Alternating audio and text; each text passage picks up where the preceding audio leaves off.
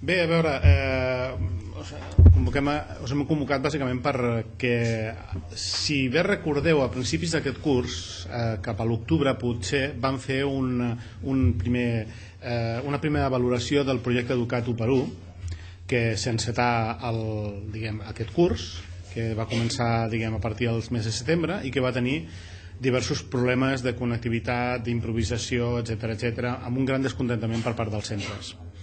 Aleshores, la nostra voluntat ha estat de conèixer exactament què és el que havia succeït durant aquest curs amb el projecte Educat 1x1, que, com recordareu, consisteix en una part important de digitalització educativa, amb llibres de text digitals i un ordinador portàtil per alumne a partir de primer d'ESO i en altres cursos d'ESO, però sobretot a partir de primer d'ESO.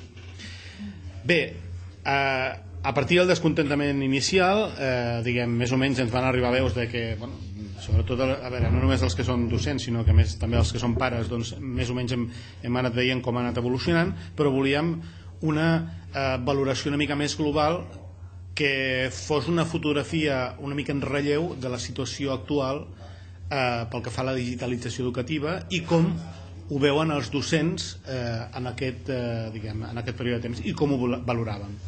Arran d'això, vam decidir de fer un qüestionari que vam enviar a tots els centres que imparteixen ESO a les comarques de Girona, que són uns 63, i d'aquests 63 centres ens van contestar 55, és a dir, pràcticament, si no recordo, un percentatge que supera el 83%, em penso.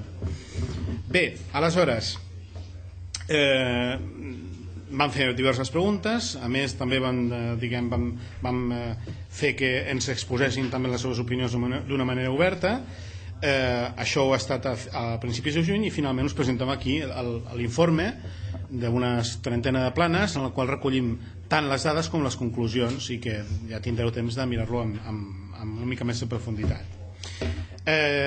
Nosaltres ja veníem treballant sobre aquesta qüestió de la digitalització educativa ja feia un temps, perquè en altres països, sobretot el que seria Escandinàvia, als Estats Units i al Regne Unit, s'havien fet experiències similars a la catalana i havien tingut unes conseqüències una mica inesperades. És a dir, per exemple, que bona part dels alumnes...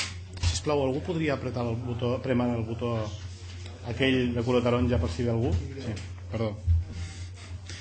Bé, d'aquestes experiències se n'havia vist que bona part dels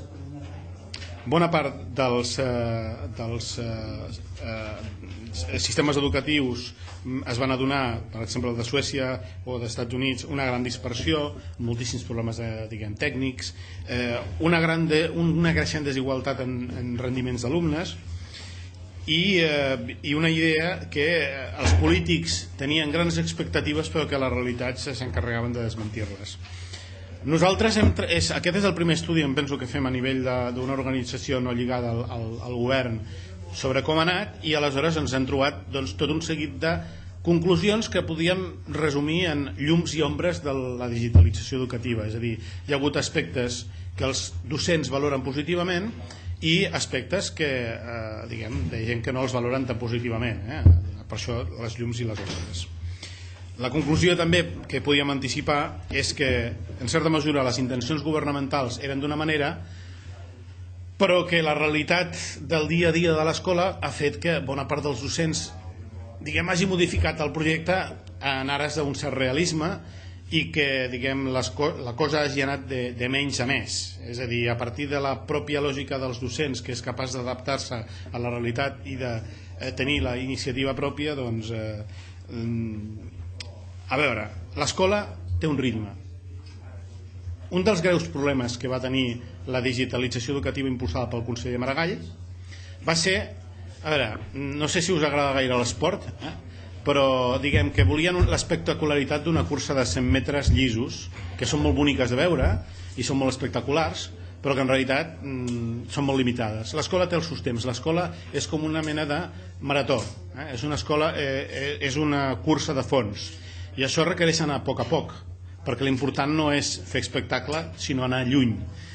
I per tant, després d'aquesta experiència, valdria la pena que els polítics reflexionessin sobre els propis ritmes de l'escola i que per tant s'anés a poc a poc. Ja sense més començo a valorar diverses de les conclusions que diguem que es poden treure, no? Primer de tot, recordar que el projecte Educat 1x1 consistia bàsicament en un portàtil individual per cada alumne, confinançat entre la família, que van pagar 150 euros, entre els quals jo m'incloc, i l'administració que pagava altres 150 euros, que bàsicament 150 euros, a veure, no deixa de ser l'import mitjà de, crec que són dels llibres de text.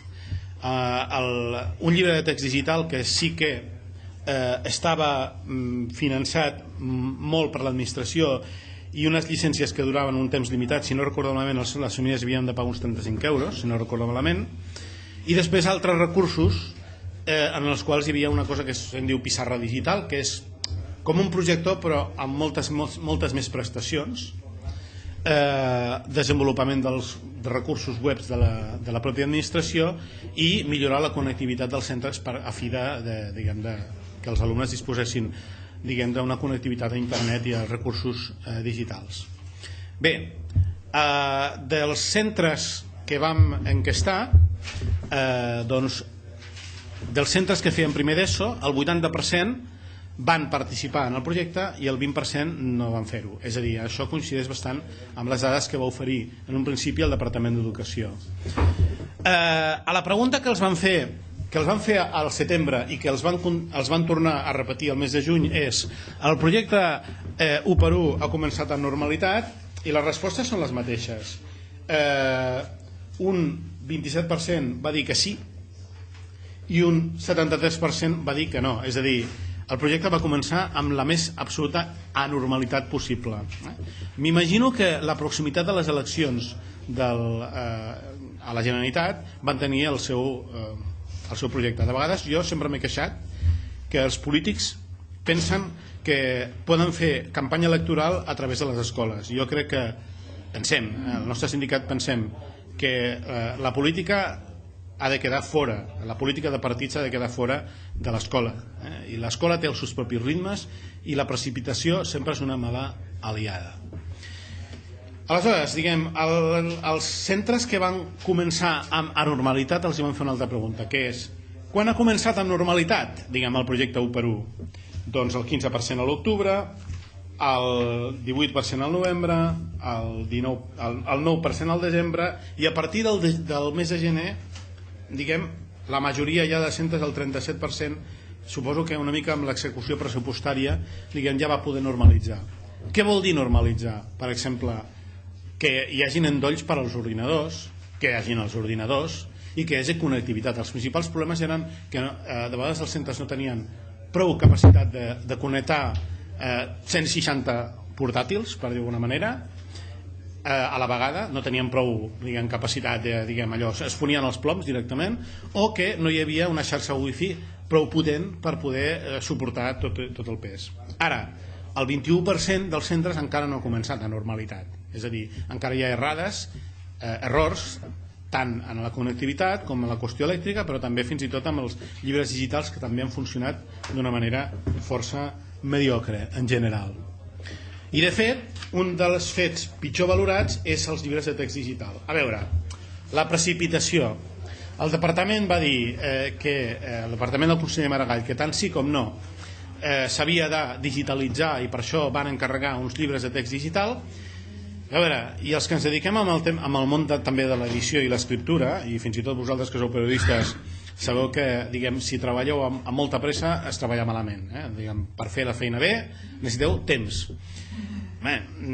Imagineu-vos els editors de text, de llibres de text, que els diguin 3 mesos han de tenir un llibre de text. Ja us podeu imaginar els resultats, i de fet hi ha molta queixa de la mediocritat de la majoria de textos digitals. Un bon llibre de text, per tal que funcioni, necessita anys, perquè hi ha coses que han de millorar. Total, que a l'hora de com valoren el llibre de text digital, només un de cada 5, és a dir, el 21%, consideren que funcionava positiu, que era positiu o molt positivament, i un 43% negatiu o molt negativament.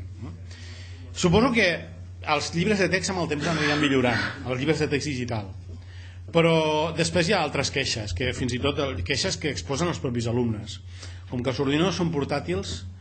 I hi ha una altra cosa que probablement us haureu donat, que bona part de la gent prefereix llegir en paper que no pas en l'ordinador. És molt més cansat llegir en l'ordinador, i sobretot hi ha aquest portàtil que és de 16 o 15,6 polzades. Imagineu-vos en aquests portàtils de 10,1 polzades. Jo que tinc, la meva filla ha participat a l'Educat, jo una vegada he fet servir el seu ordinador i francament, a veure, hi ha una de les coses sempre que no s'ha avaluat i que haurem de plantejar i posar sobre la taula, que és els possibles efectes dins la salut visual dels nostres fills i dels nostres alumnes. Bé, aleshores, una altra de les coses que ens havíem adonat dins de... Una de les coses que ens havíem adonat en altres països era que és una cosa òbvia, que amb els alumnes, amb els portàtils de l'alumnat es distreu més. I sí, diguem, davant l'afirmació els alumnes es distreuen més, gairebé la majoria absoluta dels professors pensen que sí, que els alumnes es distreuen més que abans, i que per tant, diguem, hi ha molta més dispersió. Algú podria anar a obrir, sisplau? Sap greu. Tornes a començar, sisplau, perquè... Sí.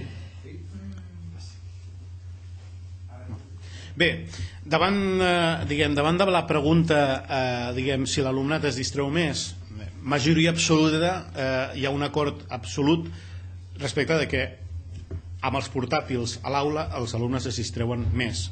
Bueno, els alumnes i qualsevol de nosaltres, perquè, a veure, més o menys, totes són més joves que jo, però segur que heu passat per la transició d'un món de paper fonamentalment a un món digital amb connectivitat a l'ordinador. I, en fi, que us n'he de comptar que si teniu una pestanya al correu electrònic, en una altra pestanya esteu preparant el viatge de les vacances, i en una altra pestanya potser us esteu informant sobre què ha dit tal persona, doncs us ho podeu imaginar. És a dir, no cal ser l'Eduardo Ponset per imaginar que s'està modificant la manera d'administrar i gestionar la informació.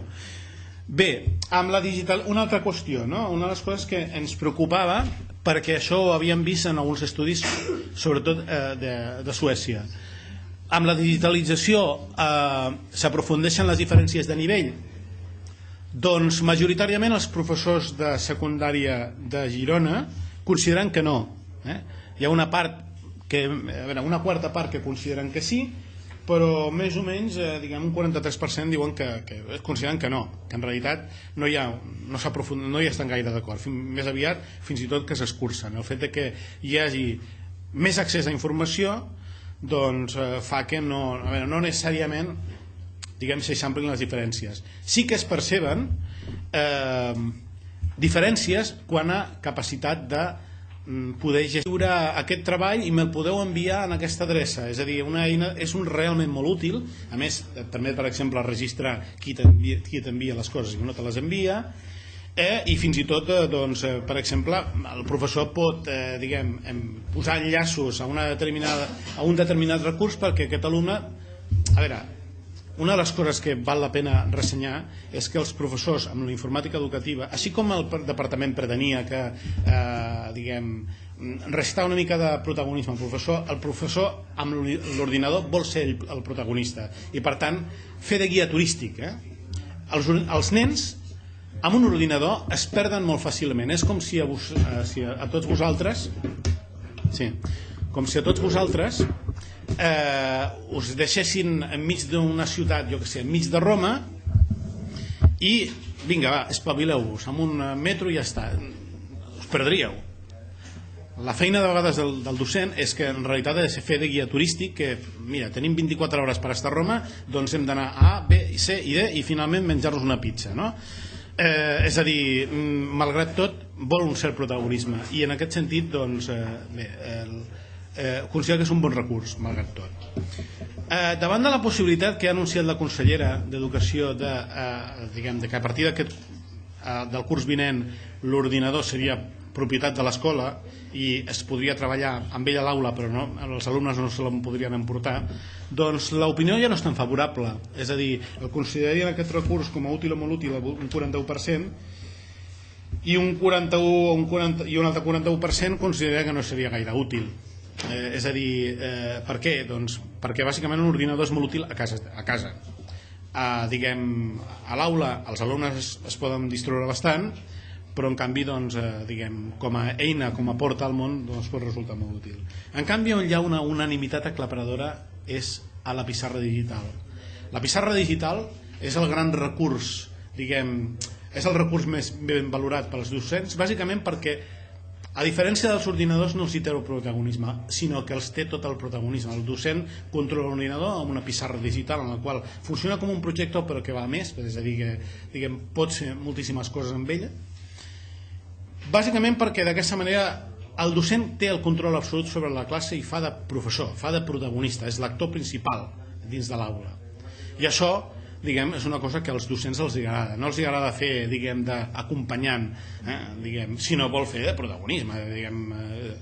I, per tant, no hi ha cap persona, cap escola, cap centre, cap institut de secundària que el valori com a negativament o molt negativament. En tot cas, hi ha alguna queixa que potser valdria la pena més de millorar la formació d'una petita part de docents, perquè la major part de docents està molt ben formats en aspectes informàtics. I ja diem, una majoria aclaparadora, un 81%, la considera com a útil o molt útil. Els materials de web del departament que van millorant amb el temps són valorats també bastant positivament.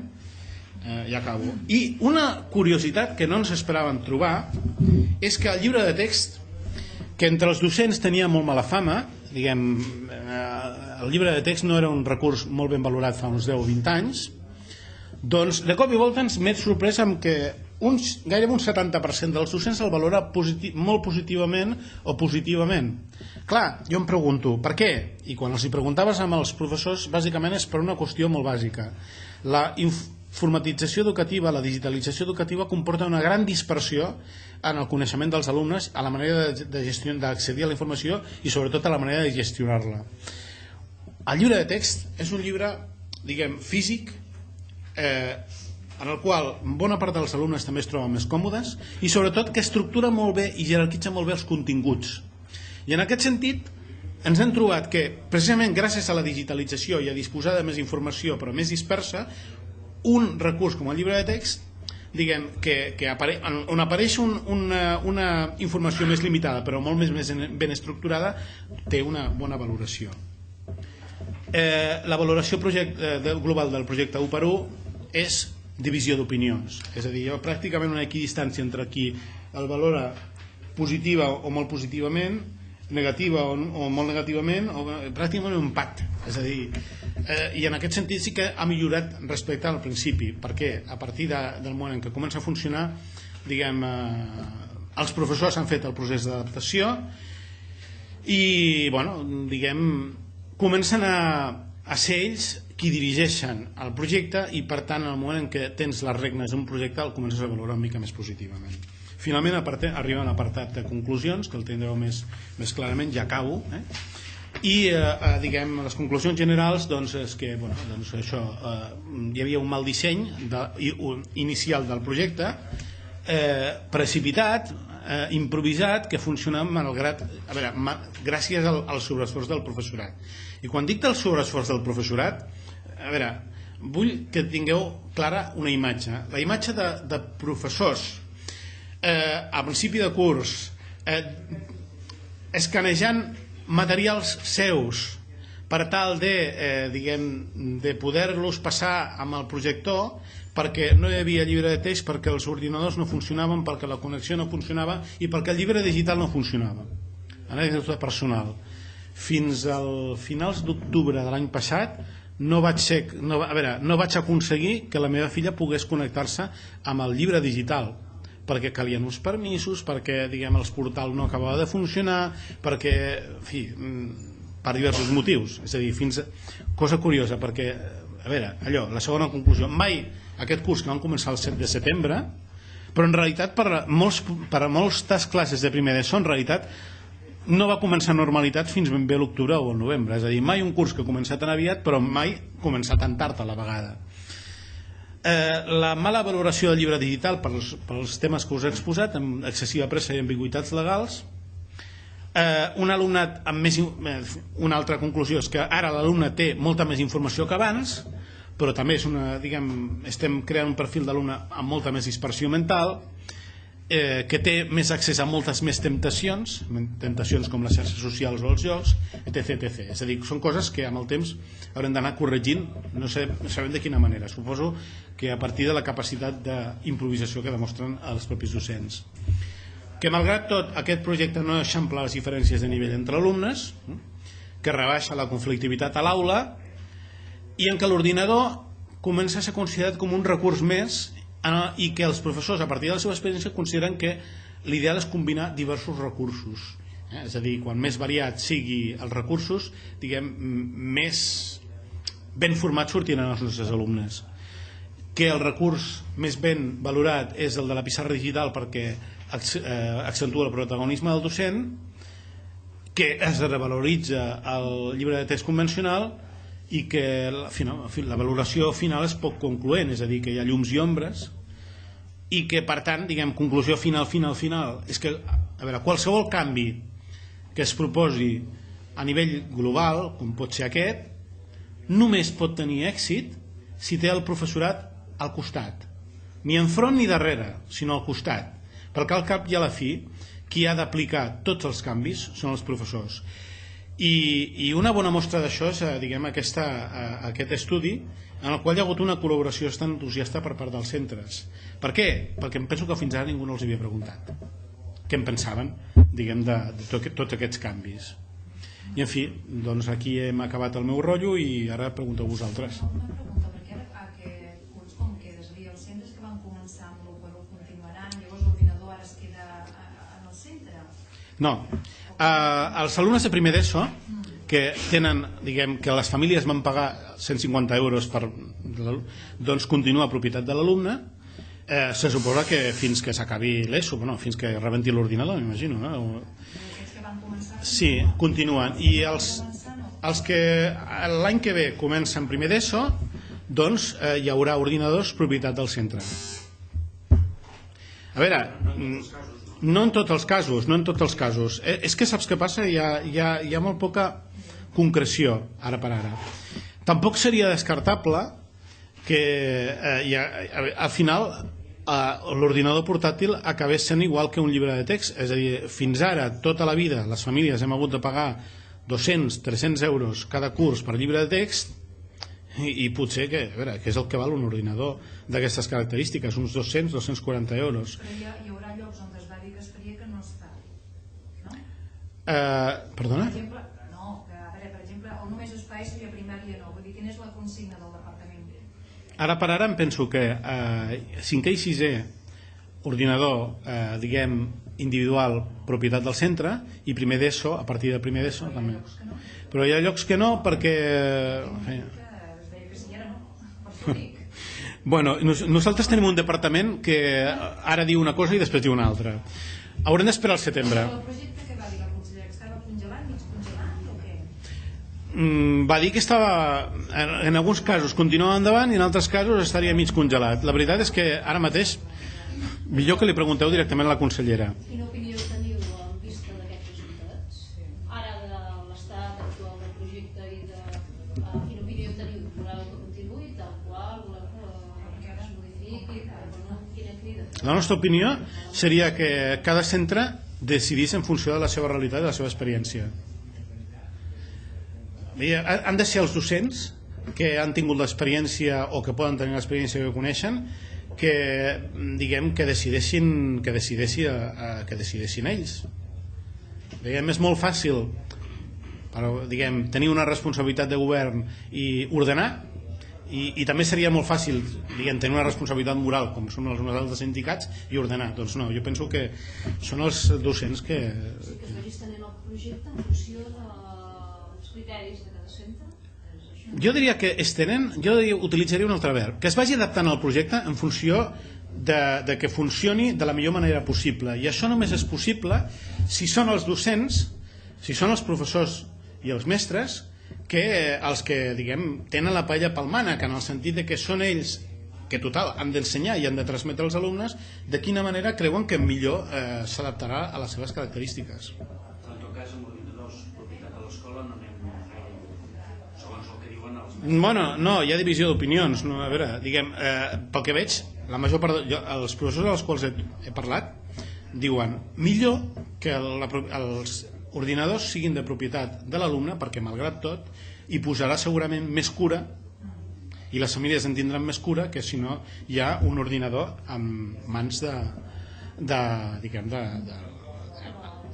l'escola. Clar, la qüestió és fins a quin punt també amb diners públics hem de comprar ordinadors individuals, perquè jo crec que un dels errors més greus que va haver-hi en aquest projecte Educat 1x1 és que jo no sé quin percentatge, però jo diria que més de la meitat dels alumnes en els quals se'ls va haver de comprar un ordinador, a casa seva hi havia 2 o 3 ordinadors. I clar, amb diners públics hem sufragat ordinadors a qui ja en tenia. Per posar un exemple, a casa meva som pare, mare i filla. Doncs el pare i la mare tenien cadascú el nostre propi ordinador. Clar, i ja la nostra filla utilitzava o l'ordinador del pare o l'ordinador de la mare. Clar, fins a quin punt amb diners públics jo crec que va haver un cert malbaratament, perquè no cal que tothom tingui el mateix ordinador. El problema és que es van comprar ordinadors a qui ja en tenia de vegades, i potser ens haurem de plantejar si estem en una època de retallades. Home, jo evidentment si em pregunten on hem de retallar, si hem de retallar en l'ensenyament, una cosa que no es pot retallar de cap de les maneres és allò que millor funciona a l'escola, que vol dir les persones, és a dir, els docents. Ni un docent menys, més aviat més. I clar, si hem de triar entre ordinadors i docents, no hi ha volta de full.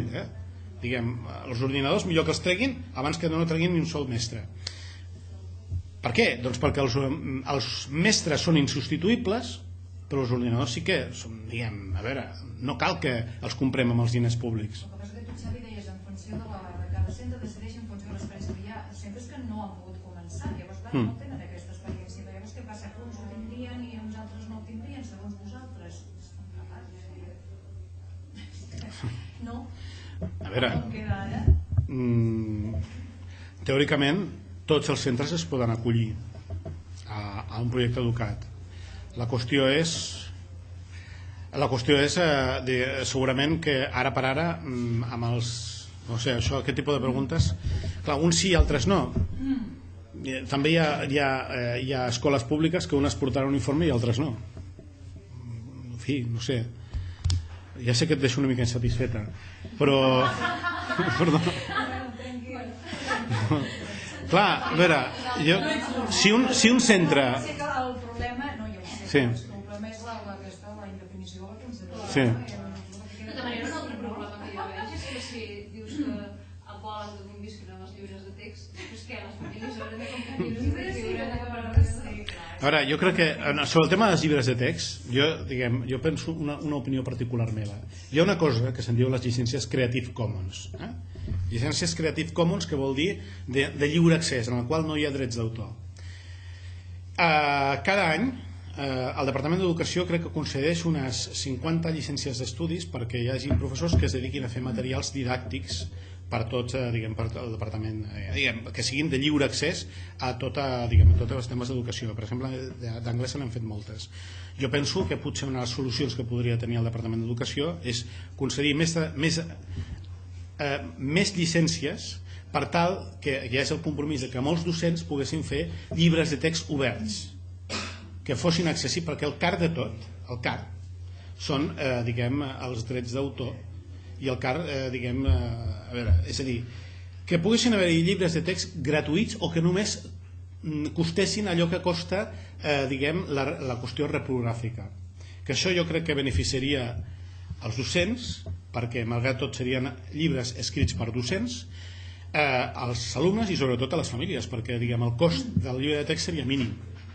I les llicències Creative Commons, és a dir, en el qual no hi haguessin drets d'autor i que es poguessin fotocopiar perfectament, no em semblaria una mala opció, i més amb els recursos del propi Departament d'Educació i amb aquest tipus de mesures. En tot cas, l'anterior govern, quan va començar aquesta campanya, segons vosaltres no la va consensuar amb la gent qui treballa i per veure un altre malament, i ara amb la decisió que els ordinadors siguin propietat de l'escola està fent el mateix. Sí. Sí. Al final arribem allà mateix, tothom fa el que vol per arribar a governar i sense tenir en compte qui treballa. Sí. Bueno, a veure, jo us he vingut a jo us he vingut a explicar diguem, com ha anat. Potser l'any que ve us emplaçaré. Ells hauràs de fer l'enquesta a nosaltres, també, Sí. sembla, no? Sí. Potser l'any que ve podrem fer un altre estudi a veure com ha anat, diguem, això de, diguem, el curs. Clar, a veure, a mi, si em pregunteu a mi... No, però sí que és evident que, Sí. com tu has dit, a mesura que han anat passant els mesos, cada vegada l'adaptació o l'acceptació ha estat a més. Per tant, amb un segon curs de funcionament, amb un tercer, la lògica serà que també vagi a millor. A veure, la lògica significa que els mestres, després del xoc aquest de que al principi doncs, no saps ni què et demanen, finalment, allò que és d'uns polítics ho fas teu i ho fas una mica a la teva manera, allò que en deien. Molts mestres, a l'època del franquisme, doncs, al currículum deien hem de cantar el cara al sol. Doncs, bueno, a veure, molts mestres amb el seu propi criteri, amb la seva pròpia independència, veien que això calia prescindir i que potser sí potser calien cantar cançons més maques. Doncs, diguem, amb el projecte 1x1 ha passat això i mentre es mantingui una certa autonomia del propi docent a l'aula, doncs continuarà passant això i esperem que continuï passant això.